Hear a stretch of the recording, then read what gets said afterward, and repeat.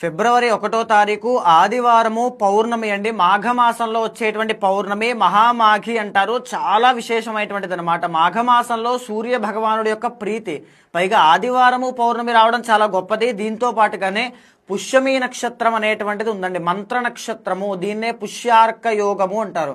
ఎంత గొప్పది అంటే ఎవరైనా చేసిన పాపాలు కడుక్కోవడానికి కానీ, లేకపోతే ప్రాయశ్చిత్తం చేసుకోవడానికి కానీ, కోరిన కోరికలు నెరవేర్చుకోవడానికి కానీ చాలా గొప్పది అనమాట. జాబ్స్ లేని వాళ్ళు కానీ, మ్యారేజ్ అవ్వట్లేదని వాళ్ళు కానీ, సంతానం కలగట్లేదని కానీ, లేకపోతే హెల్త్ ఇష్యూస్ విపరీతంగా ఉన్నాయనుకున్న వాళ్ళకి ఇది బాగా ఉపయోగపడుతుంది.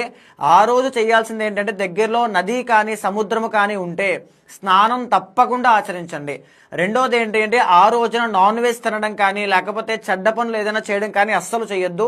హెయిర్ కట్ చేయడం కానీ, గోర్లు తీయడం కానీ ఏది చేయొద్దండి. ఆ రోజు చాలా పవిత్రమైనటువంటి రోజు. ఏమి ఆలోచిస్తారో, ఏం చేస్తారో అలాంటివే జీవితంలో ఎక్కువగా జరుగుతూ ఉంటాయి. ఆ రోజున సాయంత్రం పూట మహాలక్ష్మీదేవికి తామర పువ్వులతో దండ అనేటువంటిది వేసి, పసుపుతోనూ కుంకుమతోనూ అమ్మవారిని అర్చించి ఆవు పాలు నివేదనగా పెట్టండి. చాలా అద్భుతమైన ఫలితాలు చూస్తారు. పైన ఒక మంత్రాన్ని పెడుతూ ఉన్నానండి. ఆ మంత్రాన్ని 108 సార్ల దగ్గర నుంచి 1000 సార్లు దాకా ఎంత చేస్తే అంత ఫలితం కనబడుతుంది. చాలా అద్భుతమైన ఫలితాలు చూస్తారండి.